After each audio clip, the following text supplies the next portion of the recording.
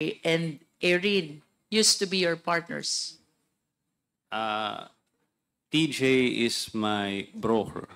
I'm not a Your? Yes.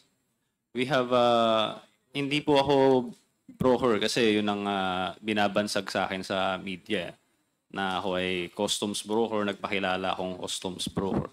Ang negosyo ko po is talaga tracking.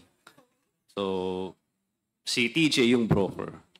Siya po talaga yung sign, siya po yung mas nakakaalam sa proseso sa customs. TJ is the broker, you are the tracker. Yeah. Si Erin po. Si Irene may tatadaman, siya po yung consignee. Do you work together? Si TJ, kasi ano ko siya eh. Sa kanya ako nag-refer, nagtatanong. Pagka may nagtatanong sa akin na client tungkol sa mga parating nila, tatanong ko sa kanya.